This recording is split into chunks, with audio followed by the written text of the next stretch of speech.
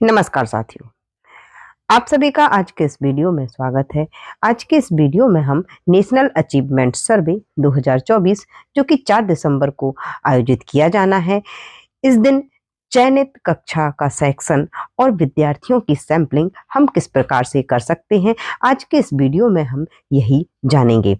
तो जैसा कि हम जानते हैं कि नेशनल अचीवमेंट सर्वे 2024 चयनित कक्षा और चयनित विषयों में आयोजित किया जाना है।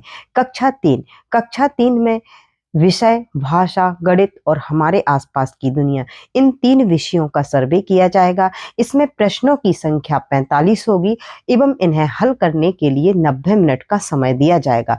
इसी प्रकार से कक्षा 6 में विषय 3 भाषा, गणित और हमारे आसपास की दुनिया, यही सेम विषय होंगे जो कि कक्षा 3 में है, परंतु प्रश्नों की संख्या बढ़कर 51 हो जाएगी और समय दिया जाएगा 90 मिनट का। इसी प्रकार से कक्षा 9वीं में विषय 4 हैं, भाषा, गणित, विज्ञान और सामाजिक विज्ञान। इनमें प्रश्नों की संख्या 60 होगी और समय दिया जाएगा 120 मिनट का, अर्थात 2 घंटे। इसमें देखिए जो हमें सेट प्राप्त होंगे, इसमें हमारे पास 4 भाषा, गणित, विज्ञान और सामाजिक विज्ञान, परंतु इनमें से एक बुकलेट में कोई 3 विषय रैंडमली हमें मिलेंगे, एक विषय उसमें नहीं होगा, अर्थात 3 विषयों का एक सेट होगा। देखिए अब इस प्रकार से कक्षा 3, कक्षा 6 और कक्षा 9 में जो हमें सेट दिए जाएंगे वो उनकी संख्या देखिए, कक्षा 3 में 6 सेट प्राप्त होंगे, कक्षा 6 में भी 6 सेट प्राप्त होंगे, परंतु कक्षा 9 में सेट की संख्या हो जाएगी 8। इस प्रकार से हमें ये सेट दिए जाएंगे। चलिए अब हम बात करते हैं सैंपलिंग की। तो देखिए 4 दिसंबर 2024 के दिन, जिस दिन सर्वे आयोजित होना है, तब हमें सेक्शन सैंपलिंग और स्टूडेंट सैंपलिंग की आवश्यकता पड़ेगी, अर्थात किस सेक्शन में और किन किन स्टूडेंट का हम चयन करें। इसके लिए ये 2 प्रोसेस दी गई हैं, हमें इनको फॉलो कर। चलिए देखिए, सेक्शन सैंपलिंग हमें तभी करनी होगी जब चयनित साला, जिस कक्षा के लिए साला का चयन हुआ है, उस साला की उस कक्षा के 1 से अधिक सेक्शन हों। अर्थात जैसे कि हम मान सकते हैं कि किसी साला का चयन कक्षा 6वीं के लिए हुआ है, कक्षा 6 के लिए साला का चयन हुआ है। अब यदि कक्षा 6 में 1 से अधिक सेक्शन हैं, तब हमें सेक्शन सैंपलिंग की आवश्यकता होगी। इसी प्रकार से स्टूडेंट सैंपलिंग भी, यदि मान लीजिए कि कोई कक्षा है उसमें 30 से अधिक विद्यार्थी हैं, तब हमें स्टूडेंट सैंपलिंग की आवश्यकता होगी। तो चलिए हम देखते हैं ये जो प्रोसेस है हमें कब और किस प्रकार से अप्लाई करनी है। सबसे पहले हम बात करेंगे सेक्शन सैंपलिंग की। तो देखिए हम देख ही चुके हैं कि सेक्शन सैंपलिंग हमें कब आयोजित करना है, अर्थात इसे कब अप्लाई करना है। तो सेक्शन सैंपलिंग हम तभी अप्लाई करेंगे जब चयनित साला, जिस कक्षा के लिए साला का चयन हुआ है और उस कक्षा के सेक्शन 1 से अधिक हैं। आरएस वैल्यू अर्थात रैंडम स्टार्ट, यदि हमें सेक्शन सैंपलिंग करनी है तो हमें सबसे पहले आरएस वैल्यू की आवश्यकता होगी। सेक्शन सैंपलिंग हम देख ही चुके हैं कि जिस साला का चयन जिस कक्षा के लिए हुआ है, यदि उस कक्षा में 1 से अधिक सेक्शन है तो हमें सेक्शन सेलेक्ट करने के लिए आरएस वैल्यू की आवश्यकता होगी। अब हम देखेंगे कि इस आरएस वैल्यू को हम किस प्रकार से निकाल सकते हैं। तो देखिए, साला जिस स्थान पर है, अर्थात जिस साला में सर्वेक्षण किया जा रहा है, उस स्थान का हम पिन कोड लेंगे। तो जैसे कि हमने उदाहरण के लिए ये एक पिन कोड लिया है, आपको वही पिन कोड लेना है जिस स्थान पर साला है, उस स्थान का आपको पिन कोड लेना है। हमने उदाहरण के लिए पिन कोड लिया है। अब हमें क्या करना है, पिन कोड के सभी अंकों को जोड़ना है, अर्थात सभी अंकों का योग करना है। तो हमने इनको देखिए सभी का योग करके हमें प्राप्त हुआ 24। अब हम इस 24 में 2 और 4 ये अंक हमें जो मिले हुए हैं, इनको भी हम ऐड कर देंगे, तो हमें एक अंक प्राप्त होगा जो है 6। तो इस प्रकार से हमारे पास आरएस वैल्यू निकल कर आई है 6। हमारे पास आरएस वैल्यू क्या निकल के आई है, 6। ये जो 6 है ये हमारे पास RS वैल्यू है। अब देखिए हम इसको कैसे अप्लाई करेंगे। तो RS वैल्यू 6, इसका मतलब है कि हमें जितने सेक्शन हैं उस पर ये 6 स्टेप अप्लाई करने हैं। अब देखिए हम किस प्रकार से इसको अप्लाई कर सकते हैं। अब मान लीजिए कि हमारे पास क्लास 6 है और क्लास 6 है, इसके 3 सेक्शन हैं। यदि क्लास 6 में सेक्शन नहीं है, एक ही सेक्शन है, तब हमें सेक्शन के सिलेक्शन की आवश्यकता ही नहीं है। परंतु यदि एक से अधिक सेक्शन है, जैसे कि हमने यहाँ पर देखिए, मान लीजिए कि क्लास 6 में 3 सेक्शन है, A, B और C, और हमारे पास RS वैल्यू कितनी है, 6। तब हमें इसके 6 स्टेप अप्लाई करके जो सेक्शन है उसका चयन करना होगा। तो हम स्टार्ट करते हैं। जैसे हमने सेक्शन A से हम गए ऐसे सेक्शन B पर, तो हमारा ये हो गया फर्स्ट स्टेप। सेक्शन B से हम जाएंगे सेक्शन C पर, ये हो जाएगा हमारा सेकंड स्टेप। अब हम सेक्शन C से सेक्शन A पर आएंगे वापस, तो ये हो जाएगा हमारा थर्ड स्टेप। अब हम वापस से सेक्शन A से सेक्शन B पर जाएंगे, तो ये हो जाएगा हमारा फोर्थ स्टेप। और फिर हम B से सेक्शन C पर जाएंगे, तो ये हो जाएगा हमारा फिफ्थ स्टेप। और लास्ट में हम जाएंगे सेक्शन C से सेक्शन A पर, तो ये हो गया हमारा 6 स्टेप। चूंकि हमारी RS वैल्यू है 6, इसलिए हमें 6 स्टेप ही चलने हैं।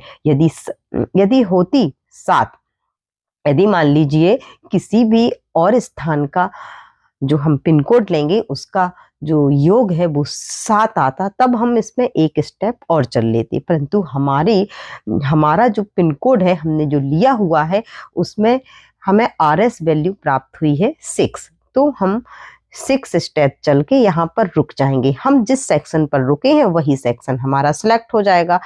तो इस प्रकार से हमने सिलेक्ट किया सेक्शन A। कौन सा सेक्शन हमारा सिलेक्ट हो गया, सेक्शन A। तो इस प्रकार से हमने सेक्शन की सैंपलिंग कर ली और हमारा सेक्शन A अब सिलेक्ट हो गया कि हमें सेक्शन A है जो इसके विद्यार्थियों का सर्वे करना है। चलिए अब हम इसमें आगे देखते हैं कि यदि हमने अब सेक्शन सैंपलिंग कर ली, अब हमें क्या करना है कि जिस सेक्शन का हमने चयन किया है उस सेक्शन में जितने विद्यार्थी दर्ज हैं उनको जब हमें सामग्री प्राप्त होगी तो हमें इसमें एक सैंपलिंग सीट दी जाएगी।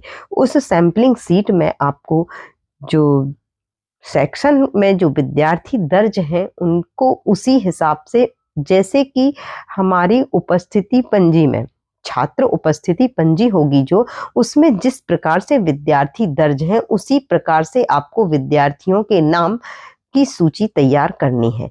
जितने विद्यार्थी हैं उसमें आपको उनके नाम लिखने हैं। मान लीजिए कि सेक्शन में यदि 30 ही विद्यार्थी हैं, तब आपको केवल 1 से लेके 30 तक आपको लिख लेना है और फिर इसमें स्टूडेंट जो सैंपलिंग है उसकी आवश्यकता नहीं होगी। परंतु यदि 30 से अधिक विद्यार्थी हैं तब हमें स्टूडेंट सैंपलिंग की आवश्यकता होगी। मान लीजिए कि 48 विद्यार्थी हैं, तो आपको 1 से लेके 48 नंबर तक छात्रों के नाम लिख लेने हैं, क्योंकि हम यहीं पर उन्हें स्टूडेंट आईडी भी प्रदान करेंगे। तो चलिए हम देखते हैं। जैसे कि मान लीजिए हमारे पास 48 विद्यार्थी हैं और हमने उनकी सूची तैयार कर ली। अब देखिए हमें क्या करना है कि हमें स्टूडेंट 1 से लेके स्टूडेंट 48 तक हमने जो सूची तैयार की है, 30 से अधिक विद्यार्थी होने पर हमें स्टूडेंट सैंपलिंग की आवश्यकता होगी। अर्थात हमें विद्यार्थियों का चयन करना पड़ेगा कि हम किन 30 विद्यार्थियों का चयन करें जिनका की सर्वे किया जाए। तो इसके लिए हमें SI अर्थात सैंपल इंटरवल, इस वैल्यू की आवश्यकता होगी। इसे हम किस प्रकार से निकाल सकते हैं, तो देखिए जैसे कि चयनित कक्षा की दर्ज संख्या, जैसे कि हमने माना कि जो कक्षा है उसकी दर्ज संख्या है 48। कितनी है, 48। तो हमें ये जो नंबर है 48, इसमें इसको 30 से डिवाइड कर देना है। जैसे कि हमने अभी देखा कि हमने कक्षा 6 लिया उदाहरण के तौर पर, और इसका हमने सेक्शन ए सैंपलिंग के द्वारा इसका सेक्शन ए का चयन किया। उसमें मान लीजिए कि 48 विद्यार्थी दर्ज हैं। चूंकि ये विद्यार्थियों की संख्या है जो वो 30 से अधिक है, तो हमें इनकी सैंपलिंग की आवश्यकता होगी और इसके लिए हमें SI वैल्यू की आवश्यकता होगी। अब SI वैल्यू निकालने के लिए हमें इस 48 में 30 से भाग देना होगा, अर्थात 48 को 30 से डिवाइड करना होगा। इससे हमें जो नंबर मिलेगा वही हमारी SI वैल्यू हो जाएगी। तो देखिए हमें जो नंबर मिला वह है 1.6।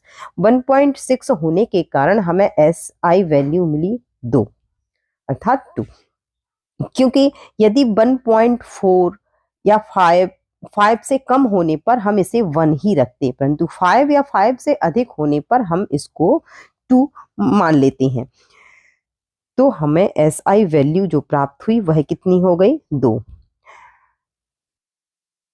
अब जब हम स्टूडेंट की सैंपलिंग करेंगे तो हमें SI वैल्यू के साथ साथ RS वैल्यू की भी आवश्यकता होगी, जो कि हम पहले ही निकाल चुके।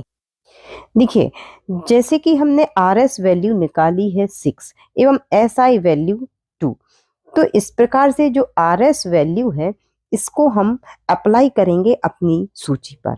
जैसे कि हमने लिखा है 1 से 48 तक जो विद्यार्थी लिखे हैं, तो इसमें पहला विद्यार्थी हम लेंगे 6। कौन सा लेंगे? 6। इस प्रकार से हमने पहला विद्यार्थी 6 नंबर का ले लिया। इसके बाद SI वैल्यू के आधार पर जैसे हमें 2 प्राप्त हुआ, तो इसके बाद दूसरा विद्यार्थी 7 को छोड़ करके 8, ये हमारा विद्यार्थी चयनित हो जाएगा।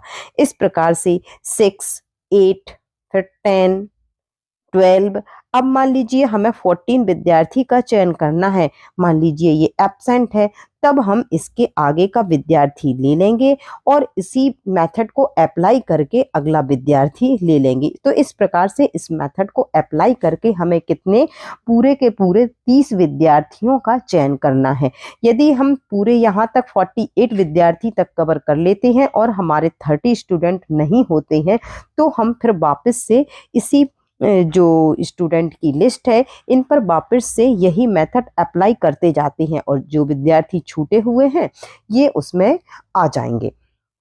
तो इस प्रकार से हमें जो ये मेथड है स्टूडेंट सैंपलिंग की, इसको अप्लाई करके हमें पूरे 30 स्टूडेंट का चयन करना है।